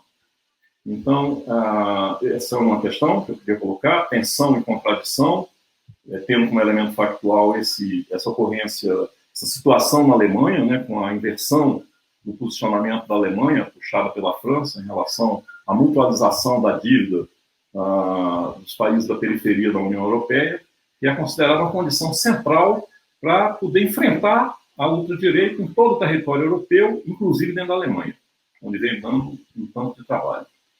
Essa é a primeira questão que eu quero colocar. Como está dirigido aos dois debatedores, eu vou abrir o tempo para cada um deles e, em seguida, vou formular mais uma questão que também nós selecionamos aqui. Para dar uma sequência agora na terceira rodada, em relação ao que a gente vinha praticando, eu vou passar a palavra inicialmente à Risélia. Não, passe para Luiz Sérgio primeiro. Eu vou dizer por quê. Porque esse está muito mais ligado ao que a apresentação que ele fez. Está bem no centro. Então, eu acho que era melhor o Luiz Sérgio pegar isso. Tudo bem, vou seguir a sua sugestão. Passo então a palavra ao Luiz Sérgio. Eu acho realmente podemos, sem perda de sentido, sem grande perda, substituir a palavra contradição por tensão. Tensão entre o plano multilateral e o plano de cada país. Agora, há também uma grande crise de hegemonia, né, no mundo, para usar uma palavra perigosa, a palavra hegemonia. Mas há uma grande crise de hegemonia no mundo que só se resolverá com a derrota desse nacionalismo exacerbado, patológico, doentio, que significa exatamente uma renúncia à hegemonia.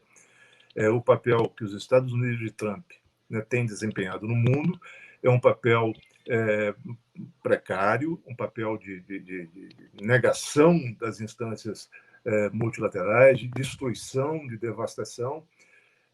O capitalismo social europeu, um capitalismo de economia social de mercado, muito mais avançado em termos de estado de bem-estar social. Ele encontrou na Merkel um porta-bandeira de primeira qualidade. É uma pena que ela esteja no final da carreira política, mas é uma figura admirável, uma democrata cristã, está longe do universo socialista e do universo comunista, muito longe, né? Apesar de ter sido egressa da Alemanha Oriental, mas é claramente uma dirigente conservadora de alto nível, de alta percepção, de grande visão de futuro.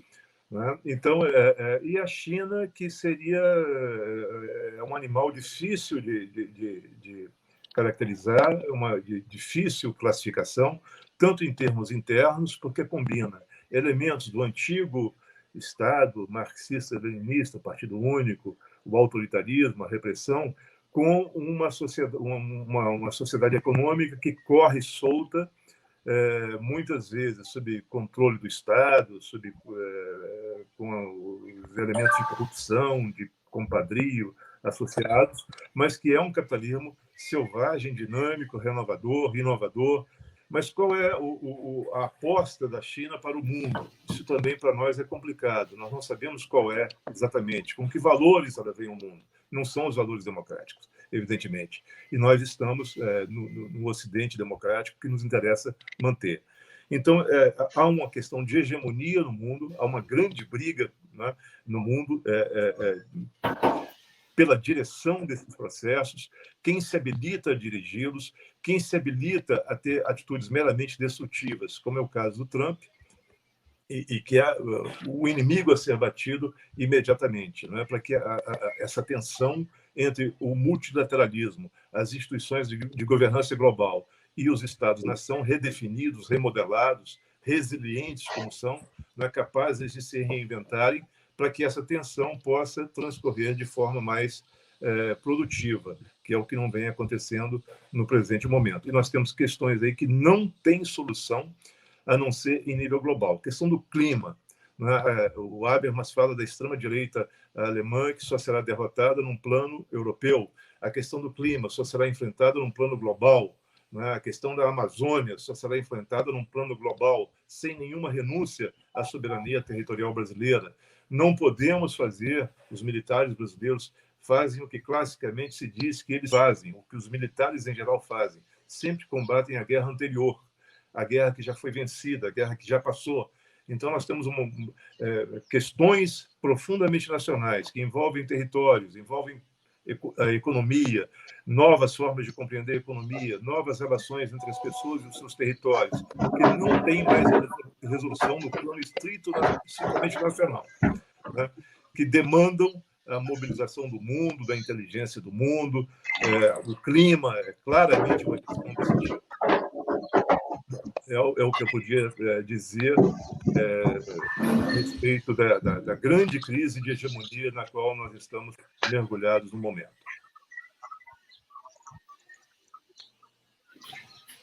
Obrigado, Luiz, pela resposta. Passa aqui agora a palavra a Gisele. Eu quero pegar isso de um outro ângulo. Que a gente tende logo, como o Luiz Sérgio fez, é ótimo. Essa análise mais panorâmica e internacional, entre nações. Mas a gente se esquece de que talvez o grande motor das transformações futuras não esteja nas grandes máquinas nacionais. Os grandes estados nacionais, eles são lentos, eles têm muitas disputas. No entanto, você vê hoje acontecerem coisas assim. O estado da Califórnia, nos Estados Unidos, tem um acordo com uma província, eu não me lembro agora, Hangzhou, na China. Então, estabelecem, são acordos menores, feitos no plano das cidades e de províncias. Isso pode ser muito mais ágil na construção como esse combate dos gases de efeito estufa, feito de uma cidade na Califórnia e uma outra na China. As cidades podem ser lote de mudanças muito mais ágeis. E nós vamos ter que pensar isso em termos brasileiros, onde a gente está vendo nossas atuais regiões metropolitanas, no futuro vão ser cidadezinhas. Nós caminhamos hoje, por exemplo, para uma conurbação que o mercado está conduzindo, o que é perigoso, independentemente do Estado, isso, uma conurbação que vai juntar São Paulo e Rio de Janeiro, talvez de Campinas ao Rio de Janeiro. Isso já está sendo estudado por geógrafos em várias partes do mundo. Tem teses já nos Estados Unidos sobre isso. Eu não me lembro agora o nome que eles dão a essa super região metropolitana, que vai ser maior do que aquela que vai de Tóquio a Yokohama, lá no Japão. Isso já está... várias cidades nesse percurso, se você anda na Via Dutra, já não há mais limites municipais. Nós vamos ter megalópolis totais. Mas, ao mesmo tempo, essas cidades elas podem ser mais ágeis em acordos internacionais. Salvador, hoje mesmo, faz parte de um grupo de 100 cidades contra o aquecimento global, organizado pela Fundação Rockefeller. Não precisa ser a Fundação Rockefeller que organize, mas essas coisas podem acontecer. A gente não precisa ficar pensando só no plano, como é que vai ser Donald Trump com Xi Jinping, né? Vamos ver como é que o São Paulo pode se relacionar com Tóquio. Hoje você tem a possibilidade disso, direta. Vamos pensar nas cidades como lugares de mudança, não só nas nações.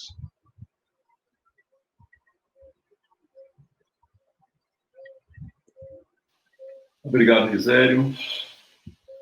Eu vou agora formular um par de questões que são conexas, são dois pontos de vista distintos sobre a questão da identidade brasileira, da nacionalidade brasileira. Eu vou formular primeiro a Risério e Luiz Henrique fique à vontade para, na sequência, também tratar dela. As duas questões são as seguintes. A primeira é formulada por Maria Helena Souza Silva: se mulheres não tivessem, enquanto mulheres, se mobilizado, será que nós ainda estaríamos votando? Se as pessoas negras não se organizassem, será que já poderiam frequentar as universidades? Essa é a questão de Lema. Uma formulação relacionada, feita por Sérgio Buarque, de quem também registro aqui a presença e agradeço, faz parte também desse grupo intelectual com que nós temos nos relacionado e que nos inspira. A pergunta é: o identitarismo negro fragmenta a nacionalidade brasileira? E se os negros não se organizassem, teriam conseguido certos avanços? Palavra, Gisele. Tá. Eu não vejo uma coisa excluindo a outra, as perguntas que colocam. Mas eu vou falar de uma outra forma disso. Quando você está... Hoje você vê isso bem claro. O fio, o treco de união que une todas essas organizações, mulheres, negros, etc., é a adoção de um pessimismo programático. Todos eles se movem assim: vivemos hoje no pior dos mundos. Não é bem isso. A situação das mulheres foi muito pior. Carmen Portinho brigou com Getúlio Vargas para ter voto feminino. Aliás, Pagu, que hoje é uma das deusas do feminismo, atacava violentamente toda a organização feminista de mulheres do ponto de vista leninista. Ela sempre achava isso aí é frescura de pequeno-burguesa. Hoje é uma deusa do feminismo.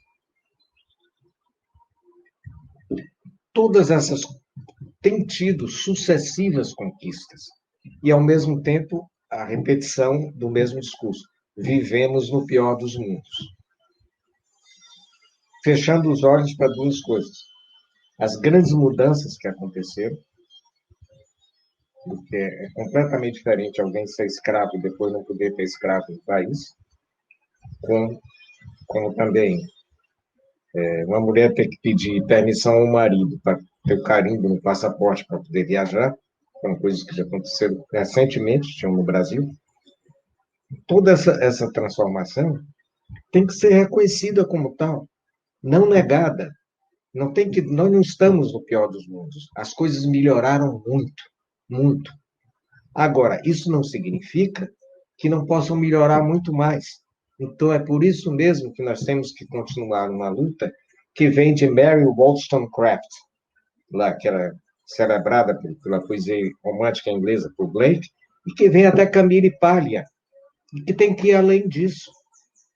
Agora, não ficar nessa história de nós continuamos no pior dos mundos, porque hoje Fernanda Torres ou a cantora Anitta vão para a cama com quem quiserem, têm a vida pessoal e sexual e financeira que quiserem, e ninguém pode se meter nisso. E se alguém hoje no Brasil levantar a mão contra gays ou lésbicas ou etc., é crucificado na mídia. Então as coisas mudaram. Tem que reconhecer isso. O problema do identitarismo é que cada vitória alcançada significa uma derrota, ao mesmo tempo, no seguinte sentido. Você alcança uma vitória social, mas o movimento tem uma derrota porque perde um item do seu discurso. Não pode ver cada vitória como se ela fosse uma derrota. Vitória é vitória. Isso você vai vendo se os negros não se organizarem. Se os negros se organizarem. Agora, tem que ver de que forma essas coisas têm que ser discutidas. Porque, por exemplo, as pessoas que eu vi a nossa minha amiga, ex-ministra da Cultura, Ana de Holanda, dizendo: vamos saudar com a Mangueira, no desfile da Escola de Samba da Mangueira, saudar os malês. Ana se coloca no campo da democracia. Agora, os malês eram escravistas. O projeto dos malês na Revolução de 1835 era fuzilar os brancos e escravizar os mulatos. Não tem nada a ver com democracia. Não vamos, então, entrar nesses mitos. Havia escravos em Palmares. Aí, na Praça da Sé, em Salvador, tem um monumento a Palmares que é muito engraçado. A primeira experiência democrática brasileira. Experiência democrática. Se os negros palmarinos sequestravam mulheres brancas e negras, sem querer perguntar se elas tinham família, filho ou nada, para prestar serviços agrícolas e sexuais no quilombo de Palmares. O que eu digo é que não vamos ficar mistificando as coisas, nem ficar fazendo discurso de vítima. Agora, todo avanço só acontece com luta. Só que eu acho o seguinte: nem todo preto no Brasil é pobre e nem todo pobre é preto. Por isso, o meu critério fundamental é social e não da cor da pele. Não é o reino da melanina nem da vagina.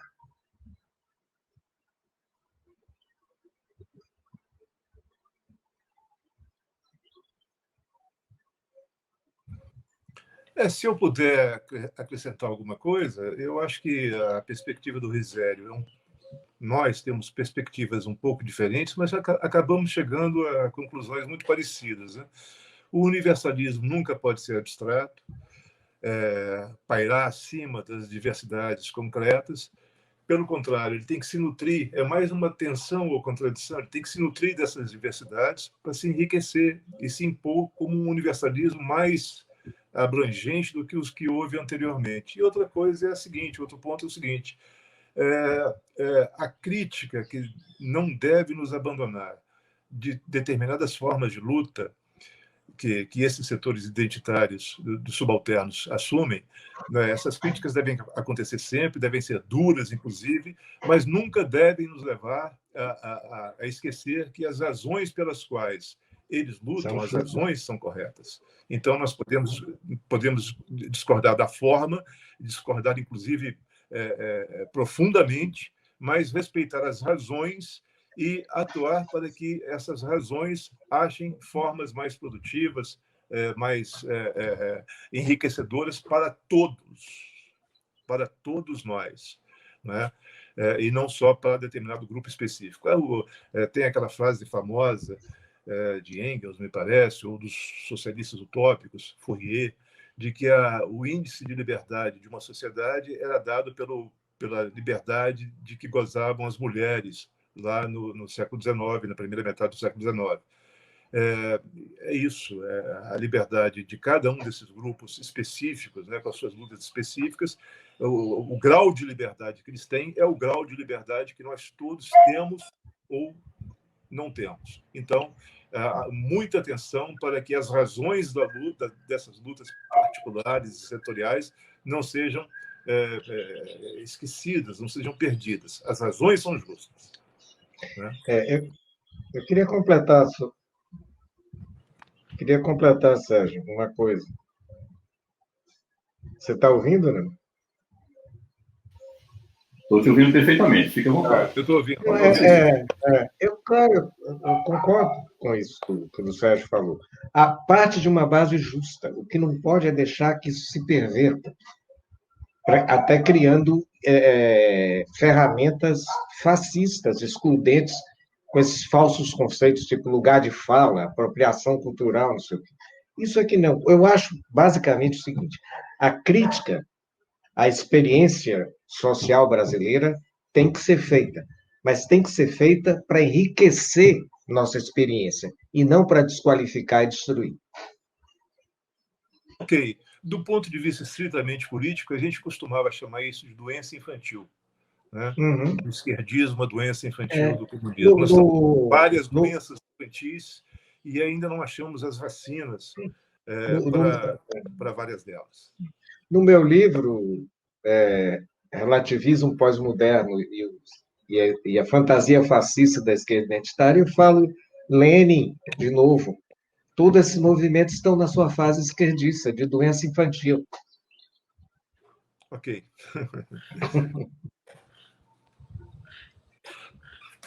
Sejamos leninistas, né? Ao menos sob alguns aspectos. Poucos.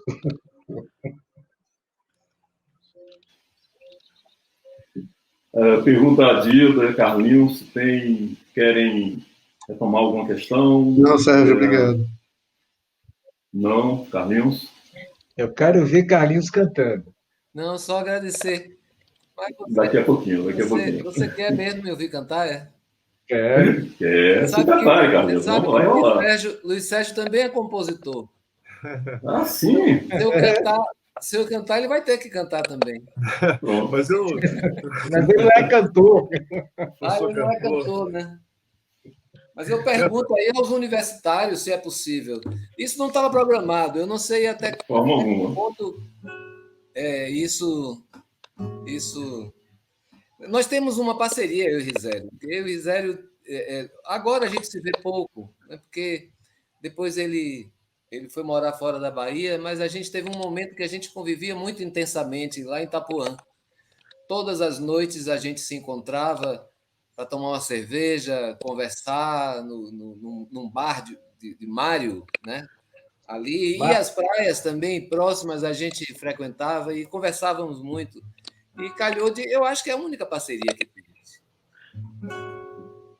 Canto com pureza d'alma, que quando eu te vi chegar no viaduto do chá, achei que só faltava um pé de araçá. Canto com pureza d'alma, que quando eu te vi chegar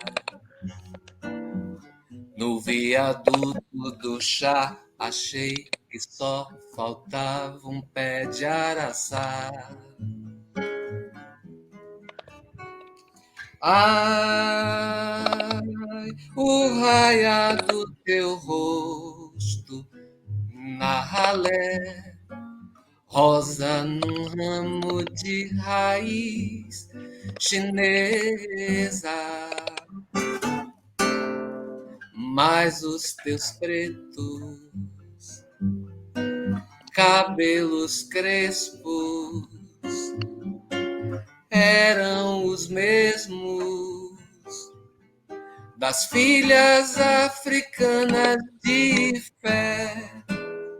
No corpo requebrado do lundu, a cara tão calada que sai de calundu, mucama de aiá, tange os piuns, balança a rede, canto lundu.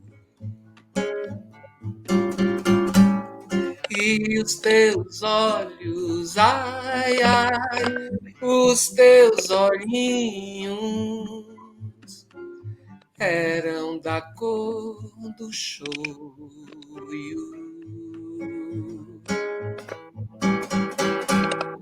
E os teus olhos, ai, ai, os teus olhinhos eram da cor do choio.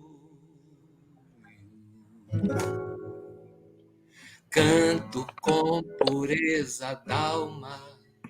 Quero dedicar, além de a Risério, a um amigo muito querido, Beto Amarelo.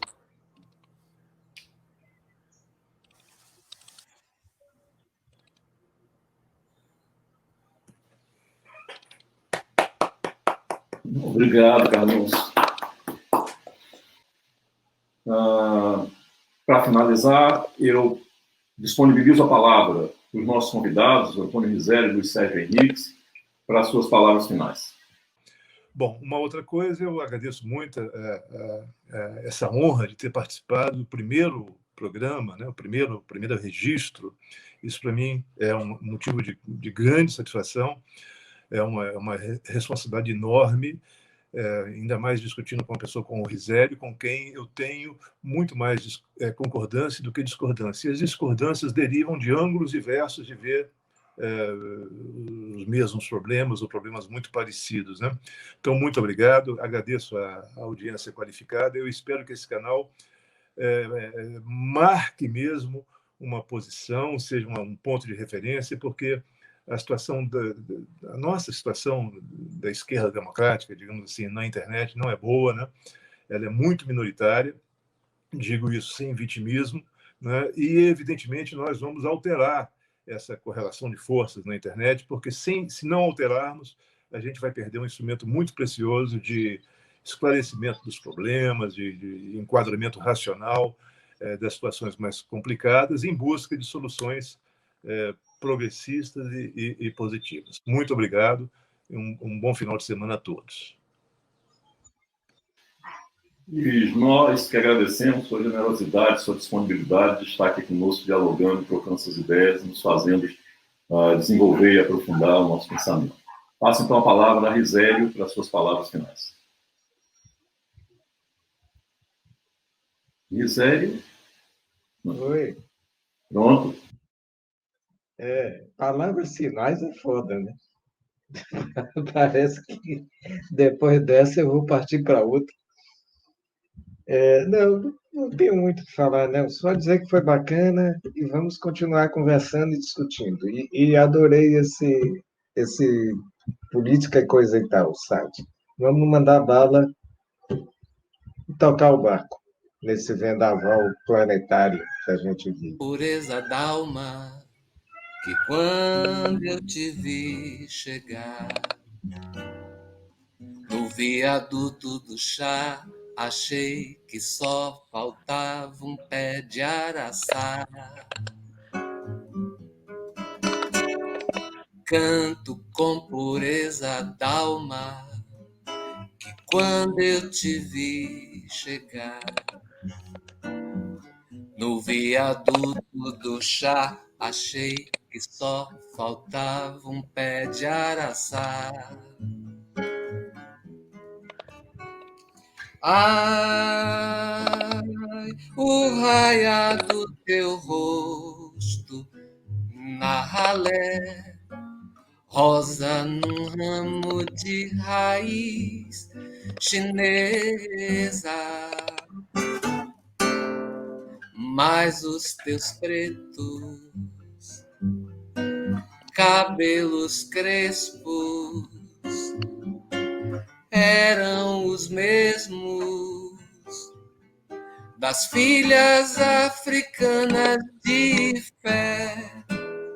No corpo requebrado do lundu, a cara tão calada que sai de calundu, Mocama de Aiá, tange os piuns, balança a rede, canto lundu. E os teus olhos, ai, ai, os teus olhinhos eram da cor do choio.